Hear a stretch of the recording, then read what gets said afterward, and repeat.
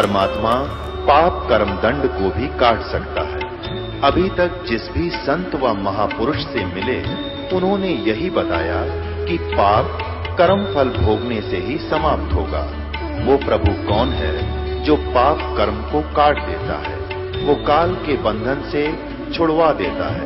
उसका क्या नाम है, पूजा की विधि क्या है? कृपया अवश्य सुनिए जगत गुरु तत्वदर्शी संत रामपाल जी महाराज के अमृत वचन। तो भगवान शिव कहने लगे कि कहाँ वो तेरा बेटा, ताकि सामने लेटा हुआ है। अब भगवान शिव ने ब्राह्मण रूप में जाकर उस परमेश्वर को गोदी में उठाया और आंखों में जब आंख मिली, ओए होए, तब 7 बार बोले परमात्मा कबीर साहब, और वो यानी शिव जी 7 बार चर्चा की। तब ब्राह्मण रूप में शिव जी कहने लगे नीमा ते कि नीमा रोआ मत माई, ये बच्चा मरने वाला नहीं है, इसकी मृत्यु नहीं हो सकती, तो चिंता ना करे। इसके तो बहुत अच्छे नक्षत्र हैं, इसके तो बहुत अच्छे ग्रह हैं, ये ऐसा है जैसे ब्राह्मण लोग बताया करें उस माई का को सांत्वना देने के लिए। तो नीमा कहने लगी ब्राह्मण जी, इस सुख की सांत्वना से मेरी तसल्ली ना हुए। मैं तो जब मानूंगी जब ये बच्चा दूध पी लेगा तो मैं मानूंगी ये बचेगा, नहीं तो ये बच्चा मेरा मरेगा, ये जीवा नहीं, क्योंकि अनाहार नहीं कर रहा। तब कबीर परमेश्वर कहने लगे शिव जी तय उस नवजात शिशु 25 दिन के बालक कहने लगे शिव भगवान ऐसे करो, एक कंवारी बछिया मंगवा लो, कंवारी, और उसके ऊपर आप हाथ रख देना, उसके सतनाप पर दूध सौरन लग जाएंगे और वो फिर दूध दिया करेगी जब तक वो जीवेगी। गाय बिना ब्याए दूध दिया करेगी वो। अब भगवान शिव ने नीरू से कहा उसको तेरा पति कहाँ है? अब जी वो बाहर दूसरी तरफ बैठा है, उसको बुलाओ। बुलाया, कहा कि नीरू एक गाय लिया, कंवारी बछिया, जिसको कभी बच्चा ना हुआ हो और वो ब्याई ना हो, और एक कुम्हार के घर से स्वच्छ पात्र ले आना, मटका मिट्टी का, और सिघर कर तेरा बच्चा दूध पीएगा। अब वो फटाफट गया, कंवारी बछिया लाया। भगवान शिव ने उसके कमर पे हाथ रख दिया, लंबे लंबे सतन हो गए उसके बछिया के, और दूध निकलने लग गया। पात्र भरते दूध ऑटोमेटिक बंद हो गया, और उस कबीर परमेश्वर ने किलो पक्का दूध पी लिया। जब माता ने सीने से लाया और शिव जी के चरणों में माथा टेका, हे ब्राह्मण, आप तो मेरे लिए भगवान उतर के आ गए, आपने मेरी जान बचा दी, और ए भगवान क्या दे मेरे पास तो कुछ देने ने भी को ना, मेरे पास तो कंगाल के पास आपको दक्षिणा भी नहीं दे सकती। शिव जी बोले बेटी, हम दक्षिणा लेने वाले ब्राह्मण को ना, हम तो देते हैं लेते नहीं, यूं कहकर वहां से भगवान चले गए। तो फिर क्या हुआ कि उनका ऐसी सती थी आगी दोनों की, नीरू और नीमा की, कि रोजी और रोटी और बच्चे के दूध का, जैसे गाय का खर्चा बिल्कुल नहीं चले, क्यों माता तो सारा दिन बच्चे को खिलाने में लगी रहे, और पहले वो दोनों मिलकर कपड़ा बुना करते थे, तो उनकी रोजी रोटी मुश्किल होगी। दोनों बैठकर रो रहे हैं, परमात्मा देख किसे कर्महीन प्राणी हम, हमारे इतना भी पिछले जन्म में हमारे से पुण्य नहीं हुआ कि जिसके आधार पर आज हमें भगवान रोटी दे देता, आज हमारी रोजी रोटी के भी लाले पड़ गए। तब वो नवजात शिशु बच्चा एकदम बच्चे जैसी हरकत की उसने, उनकी दृष्टि गई और ऐसे अपने हाथ से पकड़ के अपना जो नीचे कपड़ा बिछा रखा था दाता ने, और न्यो कर दिया, और नीचे देखा तो एक असरफी सोने की उस बंदी छोड़ के वो कपड़े का नीचे मिली। ओए होए, और उनके मन में क्या हुई कि ओए होए, ये तो बालक के बतावा नहीं किसे थे, कदे नजर लाग जाए हमारे बेटे के, ये तो जमा ना जाने के अवतार आया है। असरफी को ले गए और बेची, अपने जैसे घर में 1 महीने का खर्चा ले आए और बाकी का भंडारा कर दिया। ऐसे उनका फिर रोजगार शुरू हो गया उस परमेश्वर की रजा से। अब फिर आए काजी नाम धरने, काजी आगे उस बच्चे का नाम रखने के लिए, नामांकन करने के लिए। अब काजी लोग क्या कैसे नामांकन करते हैं, एक कुरान शरीफ, जैसे दास ने आपको दिखाई थी, एक कुरान शरीफ लाते हैं और उस कुरान शरीफ को ऐसे खोलते हैं, कोई मंत्र सा पढ़ के, और ऐसे खोलते हैं तो पहला अक्षर जो होता है उसके ऊपर नाम रखते हैं बच्चे का। तो जो ही उन काजियों ने ऐसे कुरान शरीफ को खोला तो पहले क्या लिखा उसमें पाया कि कबीरन, कति कोने पर कबीर, अब उन्होंने सोची भाई ये कबीर नाम तो अल्लाह का नाम है, ये तो बहुत पाक नाम है, और ये छोटी जाति वाले का यानी इस गरीब आदमी का नहीं रखेंगे, ये तो उच्च घरानों में रखने योग्य। उन दोनों ने फुसफुस करी बैठ कर, काजी और मुल्ला ने अंदर ही अंदर कहने लगा और देख लेता है। फिर उसने दूसरी जगह खोला, दूसरी जगह खोली, वह कुरान पूरी उस पृष्ठ पे जिस पे उन्हें खोला था पूरी पे कबीर कबीर कबीरा कबीरा कबीरा ये सारे लिखे पाए, दूसरा लेख नहीं रहा जो कुरान शरीफ में था। उन्हें सोची ये क्या, और देख, पूरी कुरान शरीफ को देख लिया उथल पुथल करके, लेख खत्म हो गया, केवल नाम कबीर रहा। और परमात्मा बोले काजी मेरा नाम कबीर रहेगा। अब वो तो ना तो नाम रखा, पटक के चले गई, उस कुरान को भी वहीं पटक दिया, किसी ने तुम्हारा दीन भ्रष्ट कर दिया, ना जाने के जादू जंतर कोई सिद्ध है, यू जादू जंतर जानने वाला है। क्योंकि वो उच्च घरानों में क्यों रखते हैं वो लोग, ये पेट भर लोगों का काम है, चाहे हिंदुओं के गुरु, चाहे मुसलमानों के, सिखों के, चाहे ईसाइयों के। इसलिए उनकी नीयत खराब हो रही है कि गरीब आदमी तो देगा चार आने, और अमीर के घर में जाइयो नाम निकल जाए मिले 100 रुपये, तो इन के वहां रखने योग्य है, ये गरीब का रखने योग्य नहीं। तो ऐसे उस परमेश्वर ने उन नादान आत्माओं का भ्रम निवारण किया और कहा कि मेरा नाम कबीर ही चलेगा। अब जब तक अंत होगा कलयुग का तब तक इस कबीर परमेश्वर को कोई मिटाने वाला नहीं, ये नाम इसका सदा चलेगा। और हर युग में उनका एक ही नाम चलता है, वो कबीर नाम अब कलयुग में इनका सदा बना रहेगा। अब ये जब 5 वर्ष की आयु दिखा रहे थे परमेश्वर, ये लीला कर रहे थे एक, देखो भगवान जब आता है वो मनुष्य जैसा ही है और हमारे जैसे ही क्रिया करके दिखाएगा तो हम उसके निकट रहेंगे, उनकी बात सुनेंगे, उनकी बताई हुई क्रिया को समझेंगे। जब वो 5 वर्ष के हो गए तो उन परमात्मा ने, वो तो जान ही जान थे, उन्होंने भविष्य देखा कि ये सोचा कि ये लोग अगर मैं गुरु नहीं बनाऊंगा किसी को तो आने वाले समय में ये काल के दूत यूं कहा करेंगे कि गुरु की कोई आवश्यकता नहीं। देखो भगवान कबीर साहब ने कोई गुरु नहीं बनाया था, और गुरु के बिना ये जीव मुक्त नहीं हो सकता, चाहे कितनी बात बना पर पूरा गुरु हो, अधूरे गुरु से भी नहीं बात बने। अब गुरु मर्यादा बनाए रखने के लिए परमेश्वर ने, कबीर देव ने, ये रामानंद जी जो महापुरुष थे ये बाल ब्रह्मचारी थे और 16 वर्ष की आयु से ही ये भक्ति बन लग गए थे, और उस समय उनकी 104 वर्ष की आयु हो चुकी थी जब कबीर परमेश्वर अपनी 5 वर्ष का शरीर की आयु दिखा रहे थे। अर्थात इन दोनों के शरीर में मतलब जो अंतर है वो 99 वर्ष का था, इतने बड़े थे। 99 वर्ष वो रामानंद जी आयु में उनसे बड़े थे, ऐसे नजर आ रहे थे। वैसे तो कबीर साहब की महिमा का आपको धीरे धीरे पता चलेगा, लेकिन ये लोग अपने सत्ज्ञान को समझाने के लिए, वास्तविकता बताने के लिए परमात्मा ने ना जाने कितने प्रकार के कारण बनाने पड़ते हैं। अब 5 वर्ष की आयु में जब वो परमेश्वर ने ये धारणा की, उसमें रामानंद जी ब्राह्मण थे जाति के और केवल ब्राह्मणों को ही दीक्षा दिया करते थे, उन्हीं को शिक्षा दिया करते थे, अन्य जाति वालों को ना दीक्षा देते थे ना कोई शिक्षा देते थे। लेकिन थी बहुत पुण्यात्मा रामानंद जी, चारों वेदों के ज्ञाता थे, गीता जी को कंठस्थ याद किया हुआ था, और जितना उन्होंने समझा था वेदों को उसके आधार पर अपने शिष्यों की ड्यूटी ला रखी थी। इस उतबूत की धारणा बंद कर दी थी, पूजाएं उन्हें, बनारस को काफी सुधारा था उस महापुरुष ने, लेकिन फिर भी वो पूर्ण ज्ञान ना होने से अधूरा ही था। और ये भी कमजोरी थी महापुरुष में कि अन्य जाति वालों से नफरत करा करते, और छोटी जाति वालों को तो वो दर्शन भी नहीं करते थे, कपड़ा भी नहीं छूने देते थे, इतनी छुआछात में गर्क थे। तो परमात्मा ने ये भी भ्रमणा उसकी मिटाने के लिए क्या किया, कबीर साहब ने एक 2.5 वर्ष के बच्चे का रूप बनाया, और रामानंद जी सुबह सुबह ब्रह्म मुहूर्त में स्नान करने के लिए गंगा में जाते थे। वहां एक पंचगंगा घाट बना हुआ है, आज भी विद्यमान है, और वहां रामानंद जी का एक छोटा सा आश्रम भी बना हुआ है, और वो आश्रम पहले उस गंगा से थोड़ा सा दूरी पर था, 2-3 एकड़ की दूरी पर, अर्थात 500-600 फुट की दूरी पर। तो वहां से अपने आश्रम से चल के वह महापुरुष उस पंचगंगा घाट पर प्रतिदिन ब्रह्म मुहूर्त में वक्त सवेरे उठकर स्नान करने जाते थे। परमात्मा कबीर साहब ने 2.5 वर्ष के रूप बच्चे का रूप बनाया और उस पौड़ियों पर लेट गए।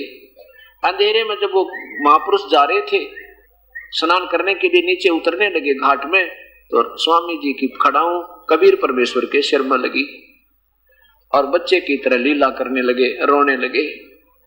रामानंद जी एकदम झुके नीचे को कि किसी बच्चे का चोट लगी, क्योंकि संत दयालु बहुत होते हैं। एकदम नीचे झुके और कहा, बेटा रो मत, रो मत, गलती से लग गया बेटा मेरा पैर। अरे तू बालक कैसे आ गया? जो ही वो झुके नीचे को तो उनके गले की एक कंठी होती है। ये वैष्णव साधु और ये कबीर पंथी भी आजकल इसी की रस्म रिवाज मनाते हैं कि एक तुलसी का मणिया होता है, उसमें उसको कंठी बोले, और वो प्रतीक मानते उपदेश होने की वैष्णव परंपरा है। तो वो कंठी रामानंद जी भी डाले हुए थे, और वो माला कंठी जो है एकदम नीचे उसके सिर से निकलकर रामानंद जी के और कबीर परमेश्वर के गले में डल गई अंधेरे में। और रामानंद जी सिर पे हाथ रख के कहते, बेटे राम राम बोलो, राम राम बोलो, रो मत, राम के नाम तो दुख दूर होते हैं, बोलो राम राम। कबीर साहब चुप हो गए और रामानंद जी कहने लगे, बेटा बैठ जा, अभी मैं स्नान कर लेता हूं, तुझे आश्रम ले चलूंगा, घबरा मत, जिसका होगा भिजवा दूंगा। अब कबीर साहब चुप हो गए, रामानंद जी स्नान करने लगे। कबीर साहब वहां से अंतर ध्यान हुए और अपने मुंह बोले माता पिता की झोंपड़ी में आकर विराजमान हुए। रामानंद जी ने घंटा सारे में स्नान करके देखा कि इतने में चांदना हो गया, लड़का कहीं दिखाई नहीं देता, सोचा चला गया होगा किसी का बालक, कहां ढूंढो उसको। बात समाप्त हुई। कुछ दिनों के बाद वो कबीर परमेश्वर 5 वर्ष की आयु में जब थे तो कहां पहुंचे, एक रामानंद जी का शिष्य विष्णु पुराण को सुना रहा था और भगवान विष्णु की लीलाएं का गुणगान कर रहा था, सत्संग हो रहा था, और वो परमात्मा कबीर परमेश्वर जाकर विराजमान हो गए उस उनके सत्संग में। जब सत्संग समापन हो लिया तो कबीर साहब ने खड़ा होकर याचना की कि हे ऋषिवर, ये दास आपसे कुछ शंका समाधान चाहता है, अगर आपकी आज्ञा हो तो एक प्रश्न करो। कहाँ करो बच्चा, करो, क्यों नहीं करो, और यही नहीं करोगे तो कहाँ करोगे? अच्छा कि स्वामी जी अभी आपने बताया कि भगवान विष्णु सर्वेस्वा हैं, सर्वेश्वर हैं, इनके कोई माता पिता नहीं, ये अजरो अमर हैं, ये सर्वशक्तिमान हैं, कुल मालिक है, इन्होंने कंस को मारा, इन्होंने चाणूर को मारा, इन्होंने जरासिंह को मार डाला, ये श्री राम रूप में आए थे, और ये अजरो अमर हैं विष्णु जी, सर्वशक्तिमान है, सारे ब्रह्मांडों के रचयिता हैं, इनके कोई माता पिता नहीं है। और मैंने एक दिन शिवपुराण सुनी थी, ऐसे एक ब्राह्मण व्याख्या कर रहा था, वो पढ़ रहा था कि भगवान सदा शिव से विष्णु की उत्पत्ति हुई, पार्वती से और भगवान शिव से विष्णु की उत्पत्ति हुई, और फिर उन्हीं से ब्रह्मा की उत्पत्ति हुई। आप कहते हो इनके कोई माता पिता नहीं। अब देखो जो पढ़ते हैं उनको ये बातें याद तो है, पर उनकी बुद्धि काम ना करती, क्योंकि काल ने कहा मेरे अंतर्गत जितने प्राणी उनकी बुद्धि मेरे हाथ में है, जब चाहो इनमें ज्ञान भर दूं और जब चाहो इनमें अज्ञान भर दूं, ये मेरे हाथ में, गीता में स्पष्ट लिखा उसने। अब ये देखिएगा श्री शिव महापुराण,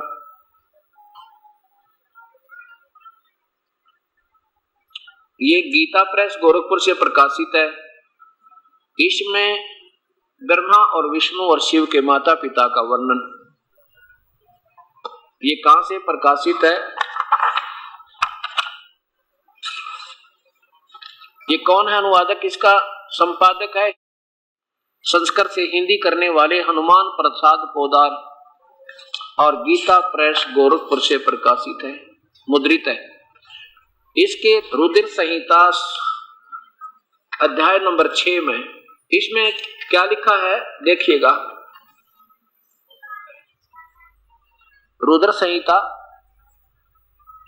और यहां से प्रारंभ करते हैं हम नीचे, ये 100 नंबर पृष्ठ से।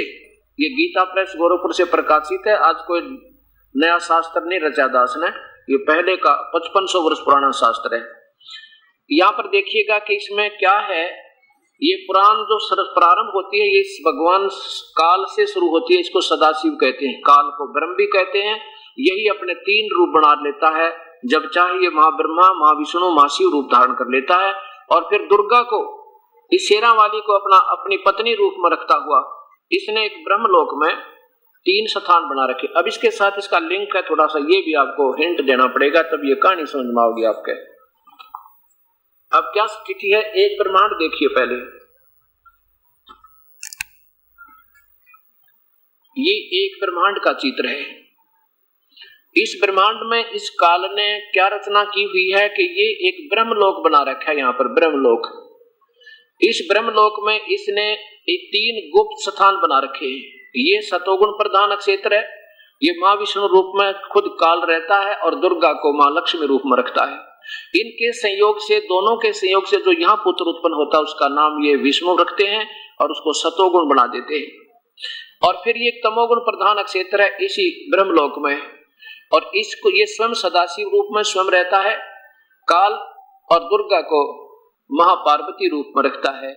और यहाँ जब इन दोनों के संयोग से जब इनका जो पुत्र उत्पन्न होता है उसका नाम ये शिव रख देते हैं और तमोगुण बना देते हैं, भर देते हैं उसमें।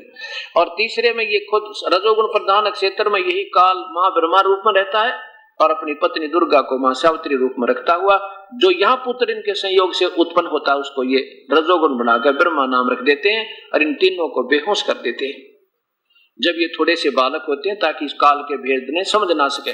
और जब ये बड़े जवान होते हैं तो इन तीनों को, ब्रह्मा को कमल के फूल पे, विष्णु को शेष सैया पे और शिव जी को कैलाश पर्वत के ऊपर हौस में ला देते हैं। इनको आप नहीं पता हमारे माता पिता कौन है। अब हीट एंड ट्रायल मेथड से ये पता लगेगा इनको कि हम कौन हमारी माँ है। अब देखो, और उसके बाद इन तीनों पुत्रों को अलग से राज देते हैं। यहाँ पर देखिए, अलग से 3 लोक फिर रख देता है ये काल अपने बेटों का। इसमें विष्णु लोक में ये अपना पुत्र विष्णु और इनकी शादी करके एक लड़की का उसका लक्ष्मी नाम रखकर इन दोनों का ब्याह कर देती है दुर्गा। लेकिन काल सामने नहीं आता, वो गुप्त रहता है। फिर दुर्गा ये सब काम करती है। और यहाँ पर ब्रह्मा का लोक, ये शिव का लोक, ये तीनों भगवान काल के पुत्र यहाँ बैठकर अपनी राजधानियों से तो यहाँ कंट्रोल करते हैं 3 लोकों में, स्वर्ग लोक, ये पृथ्वी लोक, ये स्वर्ग लोक और नीचे ये पाताल लोक। इन 3 लोक पर ये अपने प्रभु हैं, एक एक विभाग के। और ये दुर्गा का इसमें अलग से लोक भी है, देखो ब्रह्मलोक में। यहाँ पर फिर ये दुर्गा यहाँ आ जाती है जब यहाँ तीनों पुत्रों के उत्पन्न हो जाने से के बाद ये दुर्गा अपने अलग लोक में रहती है, यहाँ आके फिर सारा काम संभालती है। और ये एक महास्वर्ग है इसी ब्रह्मलोक में। महास्वर्ग जो ओम नाम का जाप करने वाले, ब्रह्म को प्रभु मानने वाले प्राणी ऋषि लोग यहाँ जाते हैं। इसमें इस काल ने एक और नकली व्यवस्था कर रखी है। इसी ये बहुत लंबा विस्तार है, ये थोड़ा सा हिंट दे रखा है। इसमें एक नकली सतलोक, नकली अलकलोक, नकली अनामी लोक और नकली अगमलोक, नकली अनामी लोक की रचना भी इस काल ने करवा रखी है। पता है इस काल ने कि कलयुग आएगा, उसमें सतलोक की महिमा का वर्णन होगा। उससे पहले इन जीवों को गुमराह कर दूं नकली लोक बना के, और इन प्यारी आत्माओं को यहाँ धोखा देकर रखता है। इसके बाद 21वें ब्रह्मांड में भी इसने ऐसी रचना की है। तो ऐसे इस काल का जाल समझना है। अब ये महाब्रह्मा, महाविष्णु, महाशिव रूप में जहां से ये पुराण प्रारंभ होती है, ये काल से प्रारंभ होती है। अब देखो, अब समझ में आओगी आपको ये कहानी। ये वही शिव महापुराण गीता प्रेस गोरखपुर से प्रकाशित। एक बार हम नासिक में सत्संग कर रहे थे, प्रारंभ किया तो ऐसे मैंने एक पुस्तकें दिखाई और फिर वो अंदर ना दिखाया मैंने, ये वाला, ये ऊपर का दिखा दिया, गीता प्रेस गोरखपुर से प्रकाशित है। तो बाद में 2-4 भक्त आपस में डिस्कस कर रहे हैं कि ये संत कोई षड्यंत्रकारी लगा है। ऊपर का कवर तो इसने लगा है, बनवा रखा गीता प्रेस गोरखपुर का, और अंदर ये अपनी ठोक रहा है, इसमें कोई सोच। तो मुझे पता लगा, फिर मैं ये दिखाने लगा, मैं देखो भाई अंदर भी ऐसा ही लिखा है। संपादक हनुमान प्रसाद पोदार, और ये कहां से प्रकाशित है? गीता प्रेस गोरखपुर से। अब बिल्कुल सही ऐसा ही लगेगा क्योंकि ये सत्य ज्ञान अभी तक हमारे हृदय में आया नहीं। इन पुराणों को पढ़ते पढ़ते हमारे दादे परदादे चले गए, उनकी समझ में आया नहीं, क्योंकि विद्यार्थी नहीं समझ सकता सिलेबस को, वो टीचर समझाते हैं। हमारे टीचरों का समझ में ना, एक धार्मिक गुरुओं का तो समझावे क्या समाज को, इस करके सारी बात बिगड़ गई। अब देखो रुद्र संहिता, अब 100 नंबर पृष्ठ से देखिएगा।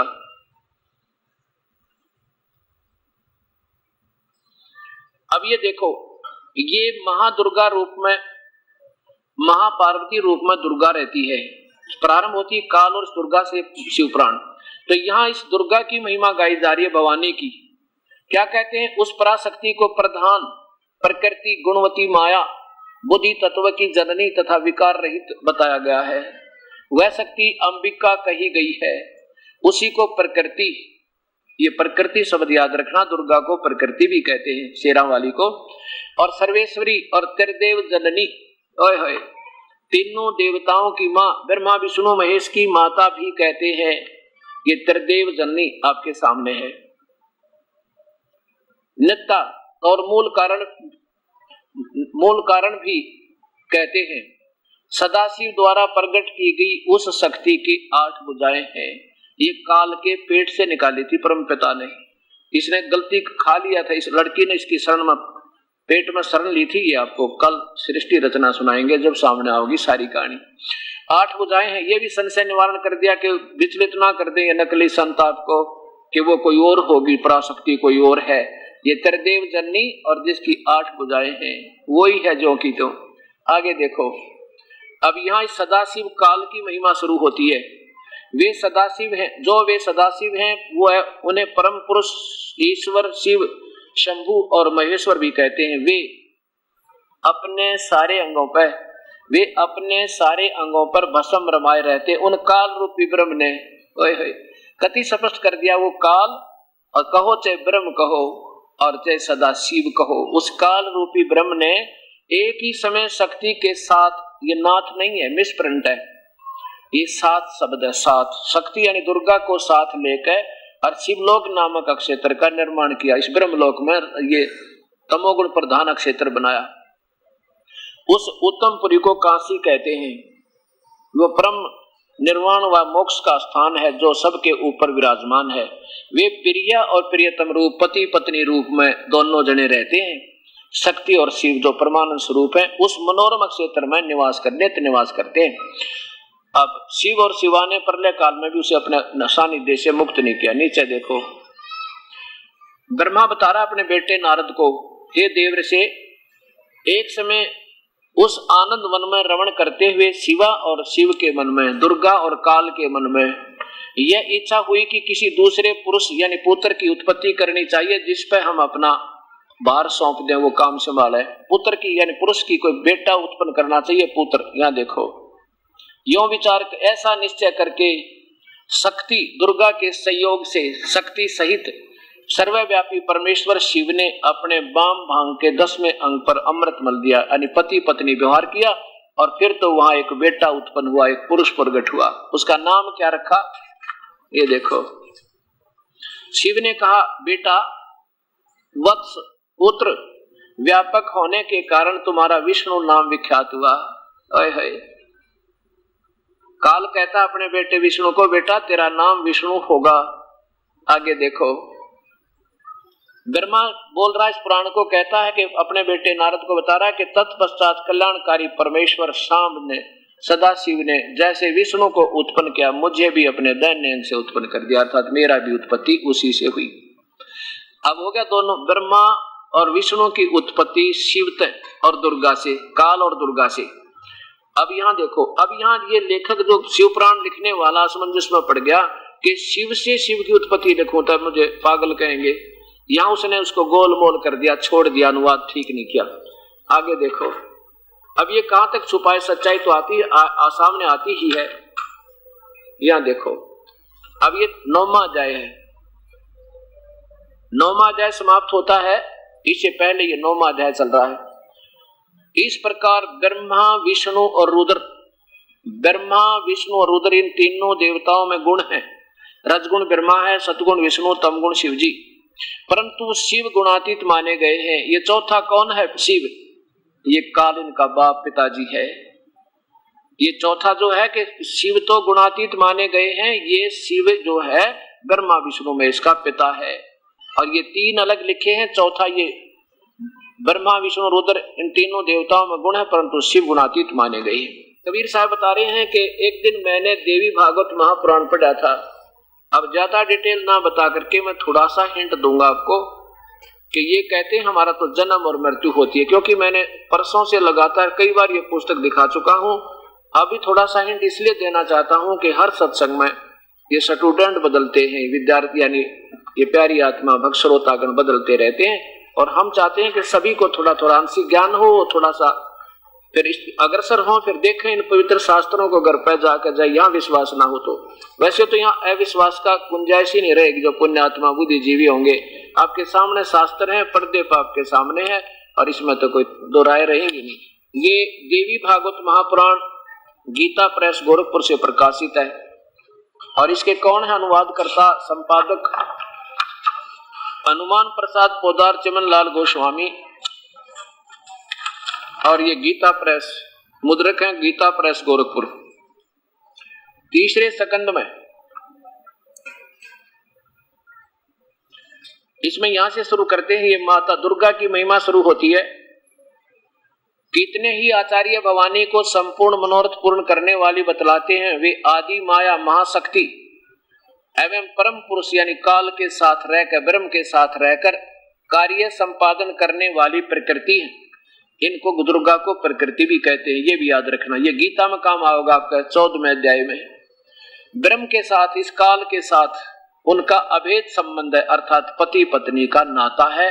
पत्नी को अर्धांगिनी कहते हैं, अर्धांगिनी। इनका ब्रह्म यानी काल के साथ दुर्गा का अभेद संबंध है, पति पत्नी का नाता है। अब मैं ज्यादा ना बता करके ये दिखाऊंगा कि इसी तीसरे सकंद में ये भगवान विष्णु जी कहते हैं कि हम तो जन्म और मृत्यु होती है, हम अजरो अमर नहीं है। भगवान शिव कहते हैं, यहां देखो पहले अपनी माता को देखकर ये तीनों देवता विमान में बैठे और फिर नीचे उतर कर कहते हैं ये देवी मैंने देखी थी, क्योंकि जो मैं छोटा सा बालक था। विष्णु जी कहते हैं वे ही दिवांगना हैं जिनके मुझे पर्यावरण में मुझे दर्शन हुए थे। उस समय मैं बालक रूप था, छोटा सा बच्चा था। भगवान विष्णु जी बोल रहे हैं। और मुझे पालने में झुला रही थी। वट वृक्ष के पत्थर पर सुदृढ़ सैया बिछी थी, उस पर लेटकर अपने पैर के अंगूठे को कमल जैसे मुख में चूस रहा था। ये विष्णु जी बता रहे हैं। ब्रह्मा और शिव को उनका याद नहीं आई, इसको कुछ बात याद आ रही है कि मैं छोटा सा था जब यह माँ मैंने देखी थी, अपनी माता है। अब यहाँ क्या कहते हैं, ये तीसरा स्कंद चल रहा है। तीसरा सकंद भगवान विष्णु जी कह रहे हैं कि तुम शुद्ध स्वरूपा हो, अपनी मां की महिमा गा रहे हैं। यह सारा संसार तुम्ही से उद्भासित हो रहा है। मैं ब्रह्मा और शंकर हम सभी तुम्हारी कृपा से विद्यमान हैं। विष्णु जी कह रहे हैं कि मैं ब्रह्मा और शंकर तो आपकी दया से उत्पन्न हुए हैं। हमारा आविर्भाव माने जन्म और तिरोभाव माने मृत्यु होता है। हम तो अजरो अमर नहीं है, नाशवान है। केवल तुम ही नित्य हो, जगत जननी हो, प्रकृति और सनातनी देवी हो। यहाँ देखो भगवान शंकर बोले देवी यदि माँ भाग विष्णु तुम्ही से उत्पन्न हुए हैं, प्रकट हुए हैं, तो उनके बाद उत्पन्न होने वाले ब्रह्मा भी तुम्हारे बालक हुए। और फिर मैं तमोगुणी लीला करने वाला शंकर क्या तुम्हारी संतान नहीं हुआ? अर्थात मुझे भी उत्पन्न करने वाली तुम ही हो। अब क्या सिद्ध हो गया कि ब्रह्मा विष्णु महेश की माता तो दुर्गा शेरा वाली और पिता ये काल भगवान ज्योति निरंजन। अब प्यारी आत्माओं ये सोचना पड़ेगा आपने, अब कोई समय नहीं रहा अंधेरे मंडले ढोण का। जिन महापुरुषों ने आज तक ब्रह्मा विष्णु महेश के नाम पर रोटी खाई, हमारे पूर्वजों को अपने साथ लगा के रखा और उनको ये नहीं मालूम ये कौन है, क्या है, कितनी सच्ची चीज है। इससे सिद्ध है कि वो संत नहीं, वो असंत है। वो टीचर नहीं जिन्होंने अपने सिलेबस को नहीं पढ़ा, जिन्होंने अपने पाठ्यक्रम की पुस्तक भी ना उठा के देखी, जिसके नाम पर तुम शिक्षक बने फिरो, तो वह शिक्षक ठीक नहीं जो आउट ऑफ सिलेबस पढ़ाते। अब ये कबीर साहब ने बताया कि मैंने ऐसे ऐसे सुना स्वामी जी, तो ये क्या कहानी है।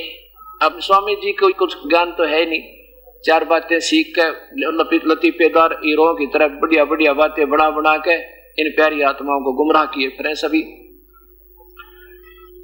अब वो तो पसीना आ गया उसका। तो कबीर साहब तो उसका प्रश्न नंबर बतावे, भगवान खड़े खड़े तो कहने लगा कि तू कौन जाति से है, क्या नाम है तेरा, क्या तूने कोई गुरु बनाया जो तुझे शास्त्रों का ज्ञान है। अब कबीर साहब तो बोले नहीं, इतने में और श्रोतागण कहते हैं ये तो वो है ना नीरू का पुत्र, वो जुल्हाए का बेटा, मुसलमान के घर इसका जो परवरिश चल रही है।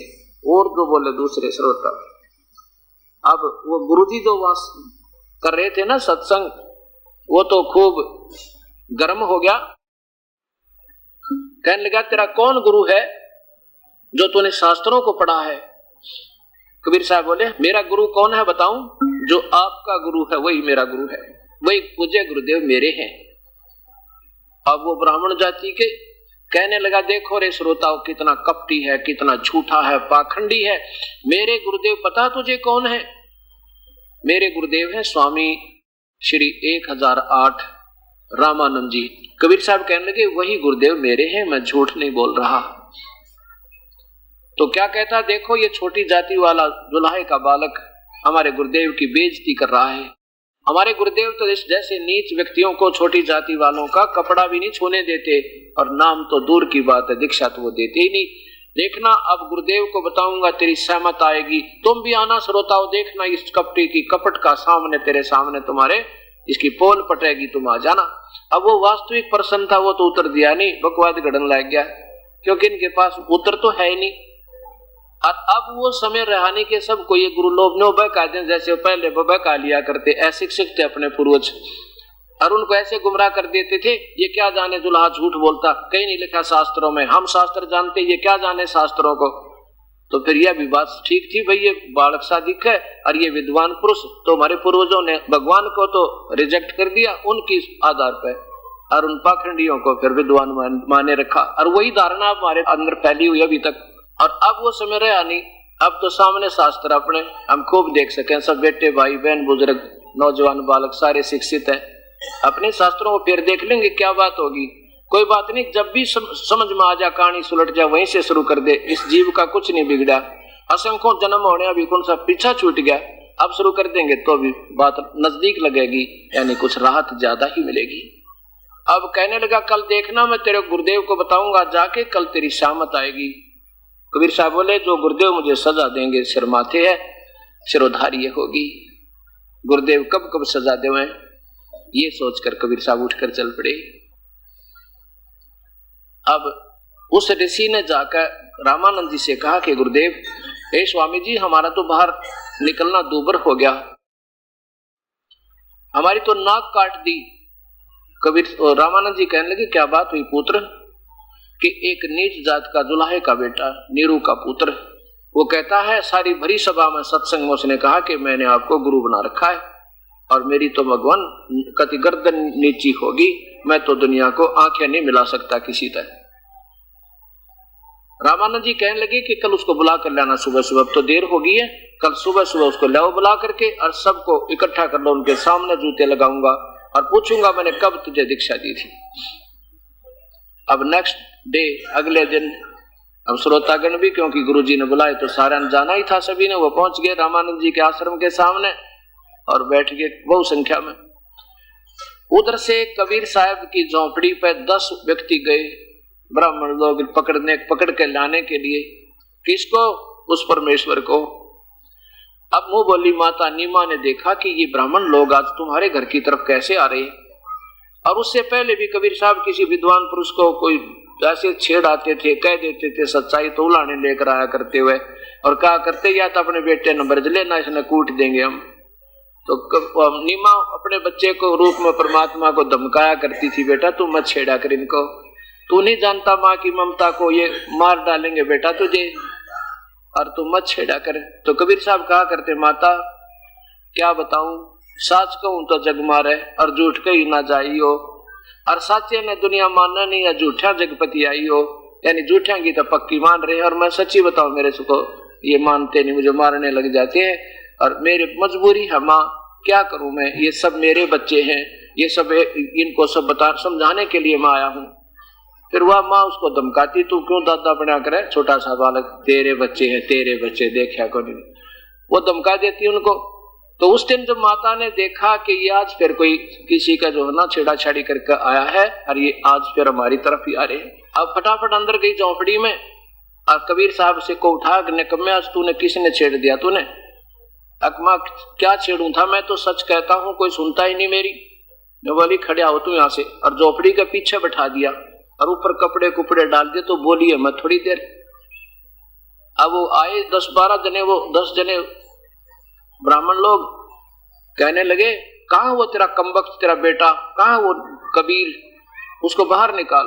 वो कहने लगी क्या बात कर दी मेरे पुत्र ने, क्या कर दिया, किसका क्या बिगाड़ दिया, क्यों नाराज हो पंडित जी?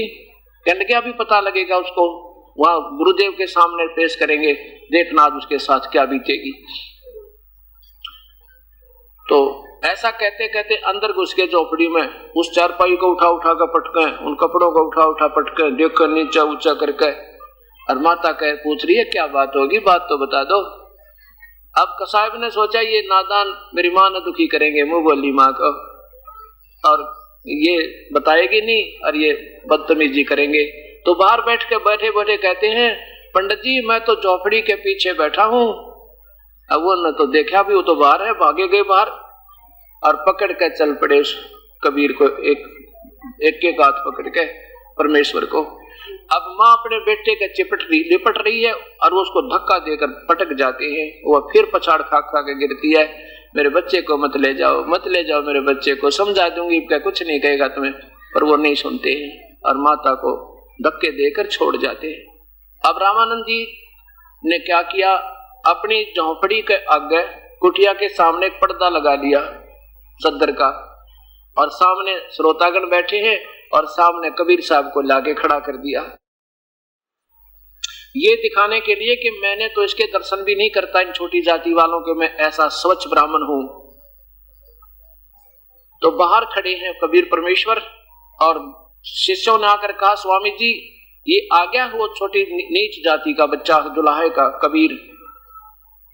रामानंद जी अंदर से पूछते हैं कौन तुम्हारी जाते हैं, कौन तुम्हारा पंथ। क्या बोले कि क्या जात है तेरी और तूने कौन से मार्ग, कौन सा मार्ग है तेरा, अगर तूने दीक्षा ले रखी है, परीक्षा लेना चाहते हैं। तो कबीर साहब कहते जात हमारी जगत गुरु और परमेश्वर है पंथ, दास गरीब लिखत पढ़े मेरा नाम निरंजन कंते। क्या बताते हैं कि मेरी जाति पूछते हो स्वामी जी, तो मैं जगत गुरु माने सारे ब्रह्मांडों को सत्ज्ञान देने वाला वो कुल मालिक वास्तविक गुरु मैं हूं। और मेरा पंथ पूछना चाहते हो, मैं किस भगवान का मार्गदर्शन करता हूं, परमेश्वर का।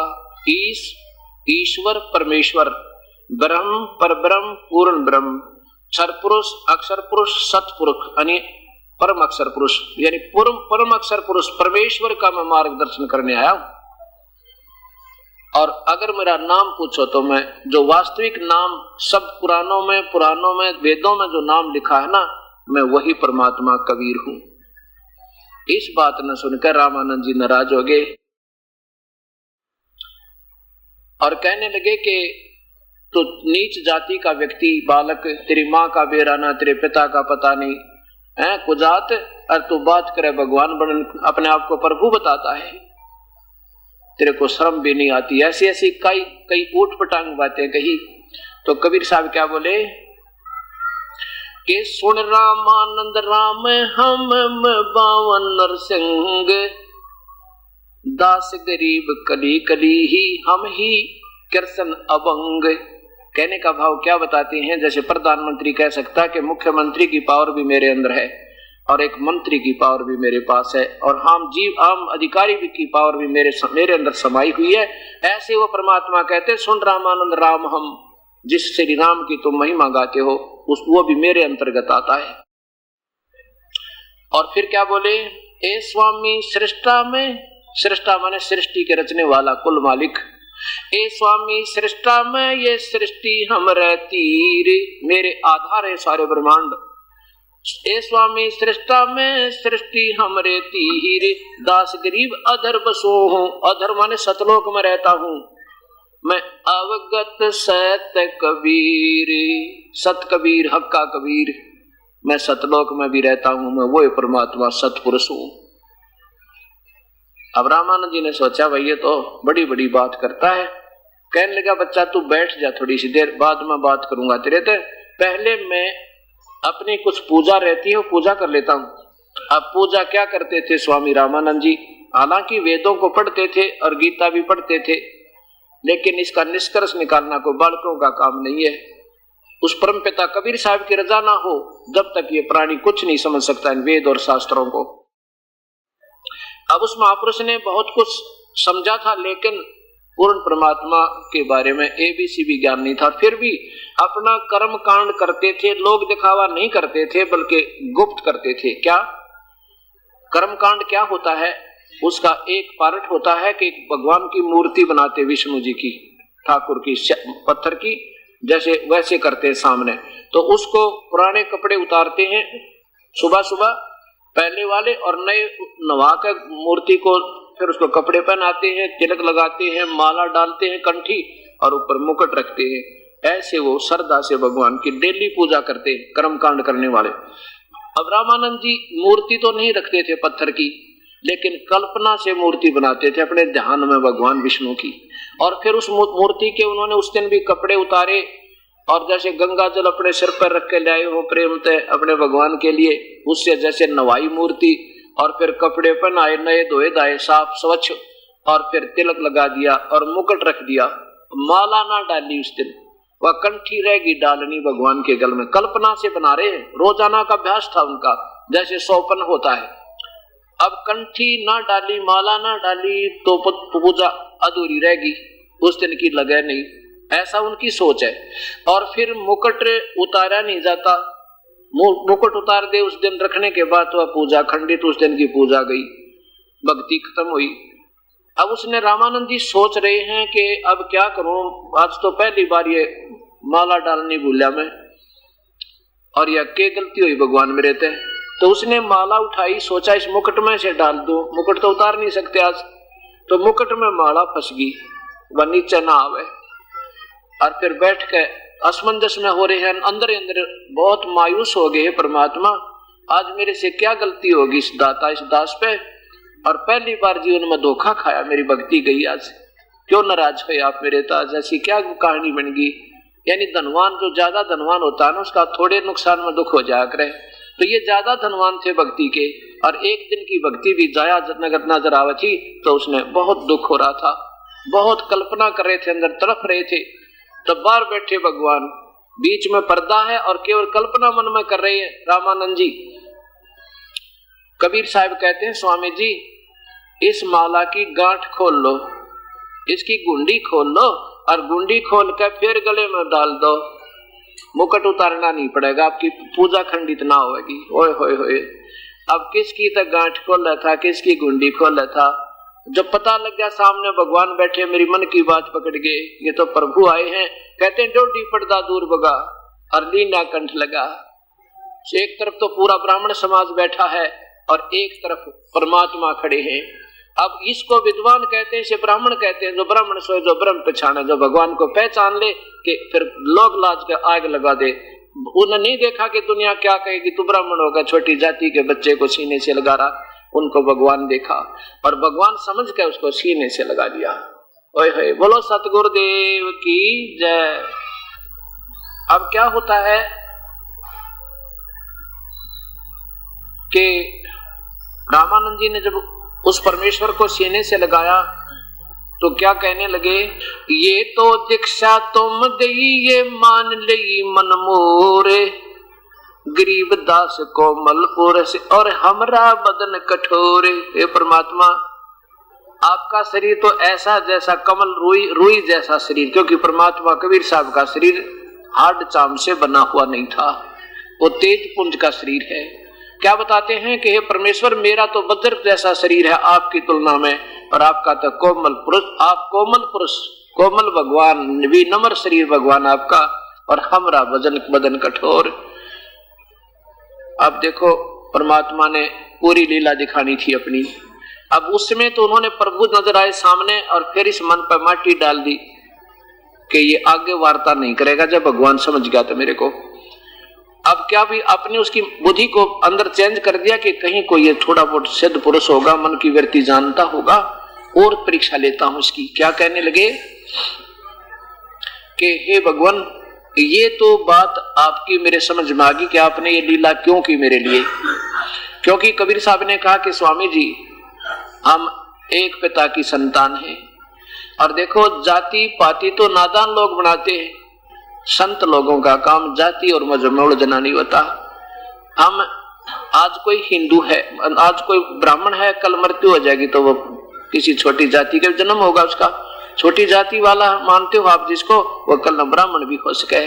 और परमात्मा के मार्ग में जब तक यह हमारा द्वितीय मत है तो प्रभु दूर है अपने तय। नफरत का कारण प्रभु को पसंद नहीं, ठीक है, ऊंच नीच वो व्यक्ति हैं जो बीड़ी पीवे, शराब पीवे, मांस खावे, हुक्का पाड़े, ताश खेलें, दुनिया को लूटे, बहन बेटी की तरफ बुरी नजर से देखें, वो चाहे किसी जाति का है, वो नीच है। और जिसमें सारे गुण हैं, बुराइयों से दूर है, प्रभु की भक्ति करते हैं, नेक नीति से रहते हैं, वो उच्च है स्वामी जी। तो स्वामी जी कहने लगे, बेटा भगवान ये तो बात मेरी समझ में आ गई कि आपने ये लीला मेरा ये भ्रम तोड़ने के लिए की थी। आज के बाद मैं कभी किसी जाति वाले से कोई फर्क नहीं करूंगा, ये मेरी कसम समझ लेना। अब फिर उनकी बुद्धि बदल दी थोड़ी सी। क्या कि बच्चा एक बात बता, आप इतने जानी जान हो, इतने विद्वान हो, ऐसे शक्ति युक्त हो, और फिर आपने झूठ क्यों बोला? स्वामी जी से कबीर साहब कहने लगे, मैंने झूठ कहां बोला स्वामी जी, बताओ। कि आपने झूठ बोला कि मेरे से आपने दीक्षा ली है, आपने मुझे गुरु बना रखा है। हाँ जी, मैंने आपको गुरु बना रखा है। कब बनाया आपने? कि एक समय स्वामी जी मैं पंचगंगा घाट की पौड़ियों पर लेटा हुआ था और आप स्नान करने के लिए गए थे। आपकी देखो याद होता है, आपकी खड़ाऊ मेरे सिर में लगी थी, मैं रो रहा था। आप कहने लगे, बेटा रो मत, राम राम बोलो, राम राम बोलो, राम के नाम से दुख दूर होते हैं। और मैंने आपने मुझे नाम दे दिया, मैं अपना जाप करता हूं, आपको गुरु बना लिया। अब उसको याद आई स्वामी जी को, कहा भी बात एक बच्चा एक दिन हुई तो यह घटना जरूर थी। फिर कहने लगे, बेटा वो तो छोटा सा बालक, क्योंकि 5 वर्ष के बालक में और 2.5 वर्ष के बच्चे का डबल डिफरेंस होता है शरीर में कुदरती। तो उसने देखा कि वो इतना बड़ा बच्चा तो नहीं था जितना आप हो। तब कबीर साहब ने क्या किया कि दूसरा रूप एक 2.5 साल के बच्चे का, रामानंद जी के कोई सेवक की खाट चारपाई थी, उस पर 2.5 वर्ष के बच्चे का रूप और बना दिया दूसरा, कि देखो स्वामी जी ऐसा था मैं, और 5 वर्ष के रूप में सामने खड़े हैं। 5-6 बार तो स्वामी जी ने उधर देखा, 6 बार देखा उस बच्चे की तरफ।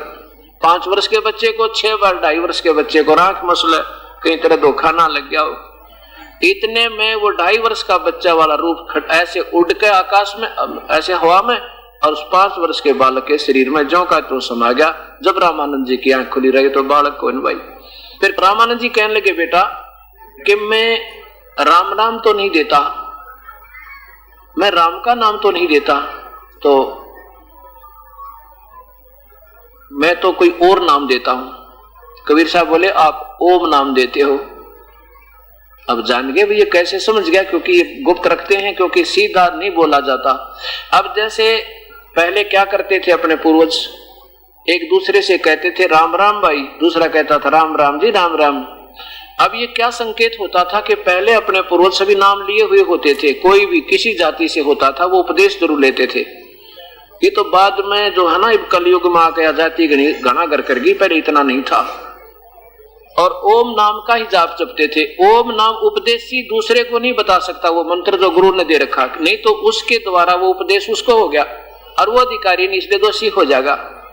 इसलिए वो सीधा नहीं बताते, इसको सांकेतिक नाम और देते हैं। जैसे हम सत्साई बोलते हैं, सत्साई माने सत्यनारायण, सत्यनारायण माने अविनाशी भगवान, उसको सत्यनारायण कहते हैं। हम ऐसे राम एक संकेतिक शब्द है उस उपदेशी को संकेत देने के लिए, क्योंकि यजुर्वेद के 40वें अध्याय के 15वें श्लोक में लिखा है कि ओम कर्तु समर, कलवे समर और कर्तुम समर।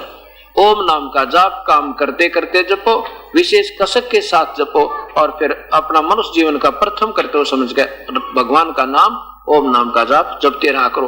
तो यही तरीका है। आपने गीता में देखा था 8वें अध्याय के श्लोक 7 से लेकर 10 तक कि भगवान ब्रह्म कहता है मेरा नाम जपना है तो ओम नाम का जाप है, और वो भी अंतिम श्वास तक जाप ही करते रहना होगा।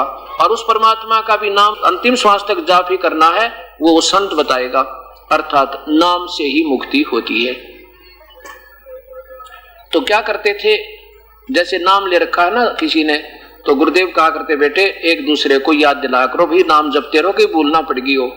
जैसे रास्ते में मिला कोई, भाई राम राम, दूसरा कहता राम राम राम राम, कि उसका संकेत होता था कि यदि कहीं भूलना गया हो गुरुदेव के मंत्र को याद रखना, तो वो कहता, सामने वाला संकेत करता राम राम राम राम, या तो ये कहता मुझे याद है, या ये कहता मैं भूल पड़ गई थी अब शुरू कर देता हूँ राम राम, हाँ यागी याद यागी याद। तो ऐसे वो संकेत से, ताकि उनको भूल ना पड़े एक दूसरे को संसारिक चिंतन में, ताकि भगवान का चिंतन ना भूल पड़ जावे, ऐसे ये राम राम कहा करते थे। अब ये अनजान लोग वो वास्तविक मंत्र भूल गए क्योंकि मनमुखी संत है। अब राम राम जाप कर देने लगे, राम राम राम राम, 1000 माला जप दे राम राम की बेड़ा पार हो जाएगा। ये शास्त्र, ये मनमुखा आचरण है। अब गीता में लिखा है 7-8वें अध्याय के 13वें श्लोक में कि मेरा तो केवल एक अक्षर ओम नाम है और दूसरा कोई मंत्र नहीं पृथ्वी पर जो मेरे प्राप्ति का, बाकी मनमुखी नाम है, वो उनसे लाभ नहीं। कबीर साहब कहते हैं कोटि नाम संसार में उनसे मुक्ति ना हो और सार नाम मुक्ति का दाता वाकु जानना को। तो जब ओम नाम जो है ये दिया जाता था तो स्वामी जी समझ गए बिल्कुल ठीक है भाई, बात तो बालक को ना। फिर कहने लगा बच्चा मैं तो एक कंठी भी देता हूं, वो है आपके पास? वो निकाल के दिखा दी कि देखो जी ये रही, क्योंकि वो अंधेरे में उनके गले से निकल के, वो तो लीला थी, वो वैसे डाल दे परमात्मा। रामानंद जी जान जो समझ गया कि तो बालक कौन भाई, ये तो कोई और कहानी है। तब पूछा परमात्मा ने कि क्या भक्ति करते हो स्वामी जी, आपका कौन इष्ट है? कहने लगा बच्चा मेरा भगवान विष्णु इष्ट है, मैं विष्णु जी के लोक में जाऊंगा और वहां पर ना दूधों की नदी बहे और वहां पर ठाठम ठाठ है, मुझे देव शरीर मिलेगा, वहां मौज होएगी। कबीर साहब कहने लगे स्वामी जी कितने दिन रहोगे भगवान विष्णु के लोक में? वो तो विद्वान पुरुष थे, संकेत समझ गए। कहा बेटा बच्चा बात तो ठीक है तेरी, जब तक मेरा कोई संस्कार मेरी पुण्य कमाई का बनेगा तब तक मैं विष्णु जी के लोक में रहूंगा। और फिर कहां जाओगे? अकना जाने बच्चा कहां जन्म होगा, मैं बताता हूं। उसके बाद आप नरक में जाओगे और नरक के बाद फिर गधे बनोगे। ये प्रोसीजर आपके भगवान की भक्ति का। और ये आज नहीं असंख्य युग हो गया अपने कर्ता ने, आज को पहली बार भक्ति नहीं है आपकी। और गीता जी के 8वें अध्याय के 16वें श्लोक में लिखा कि ब्रह्मलोक पर्यंत ये सभी नाशवान है। ये एक ब्रह्मांड का, ये देखिए ये ब्रह्मलोक है। और कहा कि ये सबसे ये जितने लोक है ना, ये ब्रह्मा विष्णु महेश और ये 3 लोक और ये पाताल लोक और ये यहाँ तक के, ये तो ना जाने कितनी बार विनाश हो जाएंगे, ये ब्रह्मलोक बचा रहता है। इसलिए ये ब्रह्म कहता है मेरी साधना इन औरों से बहुत अच्छी है। ये ब्रह्मा भी मर जाएगा, विष्णु की भी मृत्यु है, शिव की भी मृत्यु है। 7 ब्रह्मा मरेंगे जब एक विष्णु मरेगा, और 7 विष्णु की मृत्यु के उपरांत एक शिव की मृत्यु होगी और फिर भी इनकी मृत्यु है। तो जब तक ये नहीं मरते, ये 7 करोड़ शिव जो मर लेंगे तब यहाँ ये ब्रह्मलोक का विनाश होगा। तो इतना सथाई है ये 7 करोड़ शिव मर लेंगे काल के पुत्र, तब ये ब्रह्मलोक का विनाश होगा। लेकिन होगा विनाश इसका भी, ये सथाई नहीं है। ऐसे लिखा है कि ब्रह्मलोक पर्यंत सभी लोक पुनर्वर्ती में है। इस बात को विद्वान पुरुष स्वामी जी जानते थे। बिल्कुल ठीक है, ये तो ब्रह्मलोक तो विनाश, ये विष्णु का लोक तो और नीचे।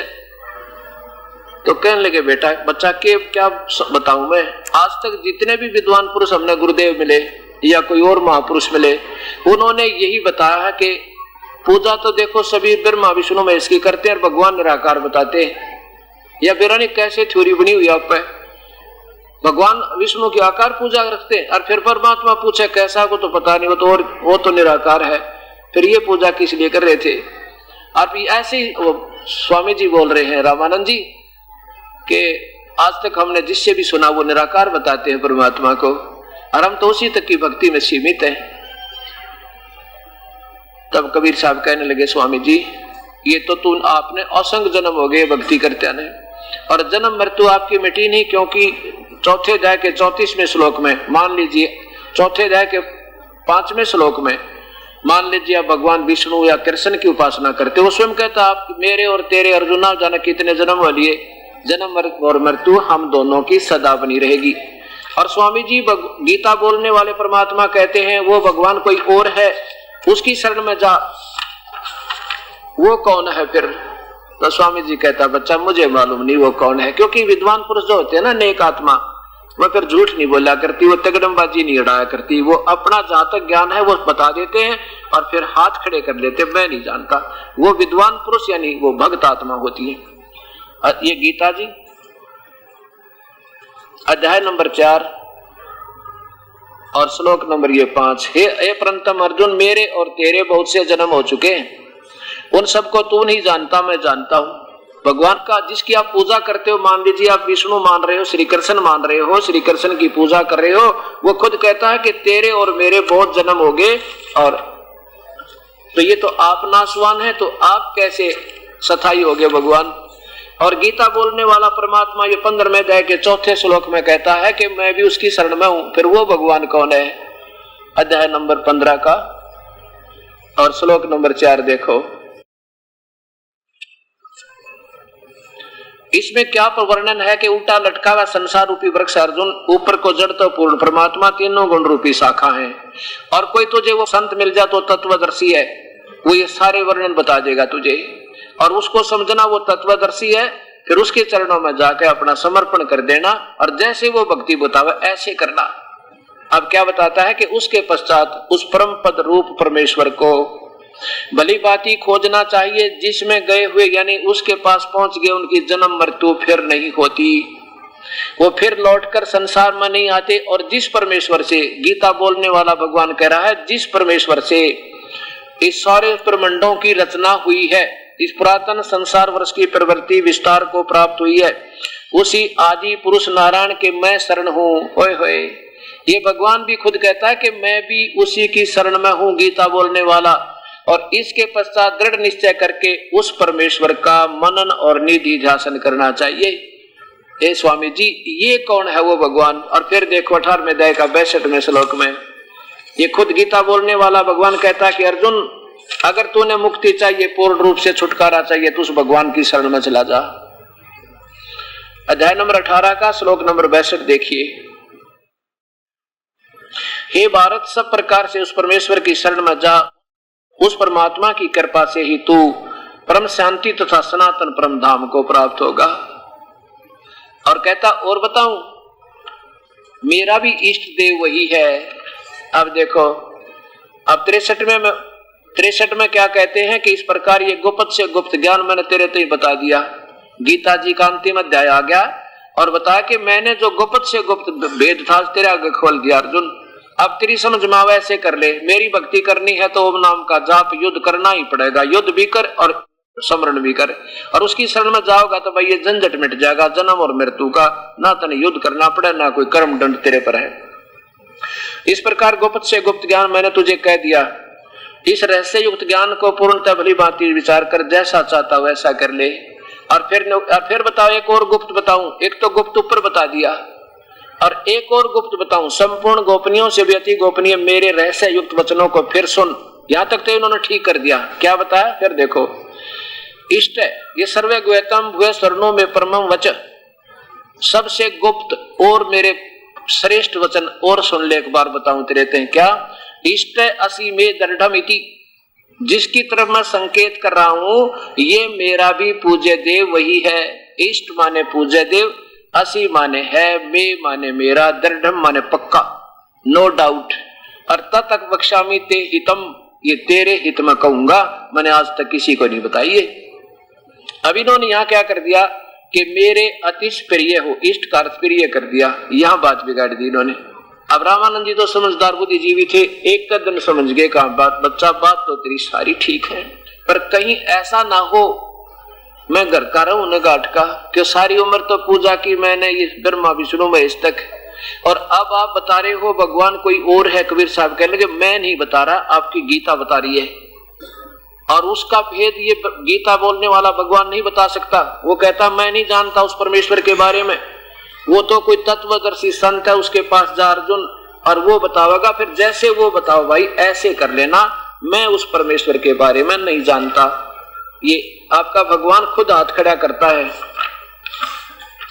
और वो तत्वदर्शी संत मैं हूं स्वामी जी, अगर आपका विश्वास हो जाता है। ये गीता जी अब क्या बताते हैं? कबीर साहब कहते हैं मैं नहीं बता रहा, ये तो आपका भगवान बता रहा कि वो परमात्मा कोई और है जिसकी पूजा से जन्म मृत्यु होगी, नहीं तो तेरी और मेरी मृत्यु सदा बनी रहेगी, जन्म और मृत्यु। अध्याय नंबर 4 का श्लोक नंबर 34। उस ज्ञान को, उस परम तत्व परम पूर्ण परमात्मा के ज्ञान को तू तत्वदर्शी ज्ञानियों के पास जाकर उन समझ, उनको भली भांति दंडवत प्रणाम करने से, उनकी सेवा करने से, कपट छोड़कर सरलता पूर्वक प्रश्न करने से वो परमात्म तत्व को भली भांति जानने वाले ज्ञानी महात्मा तुझे तत्व ज्ञान का उपदेश करेंगे। अब ये भगवान भी हाथ खड़े कर गया कि मैं नहीं जानता उस परमात्मा के बारे में, वो तो कोई संत तत्वदर्शी आएंगे अर्जुन, और वो तेरे को मिल जाए, तेरे भाग उदय हो जाएंगे। फिर उनके चरणों में गिर जाना, उनसे नम्रता पूर्वक बोल के उनसे मंत्र देकर अपना बेड़ा पार करवाना। अब स्वामी जी को कबीर साहब कहते वो भक्त वो शांति मैं तेरे आपके सामने बैठा हूं। और देखो रही बात कि मैं घर का रहूं ना घाट का, आपने असंख्य योग हो गए ये भक्ति करते, इससे तो लाभ होना है को नहीं। ठीक है स्वर्ग चले गए फिर गधे बनोगे, 84 माह ही आना पड़ेगा। इसको तो जब भी छोड़ दोगे जब भी फायदा होगा आपको। और ऐसा मंत्र दूंगा तो प्रमाण शास्त्रों में, और आपकी फिर जन्म मृत्यु कभी नहीं होगी।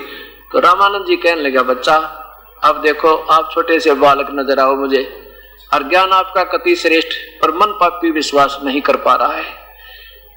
अब मुझे एक बार दर्शन हो जाना उस स्थान के, फिर बात बने। कबीर साहब बोले भाई देखिए करे क्यों नए स्थान नई भक्ति को प्रवेश करना है तो ये भी कृपा बख्शनीय पड़ेगी। कहने के स्वामी जी वो कहता है रामानंद जी कि मैं ना अंदर समाधिस्थ होकर बहुत कुछ देखता हूँ। कबीर साहब बोले देखो क्या देखते हो।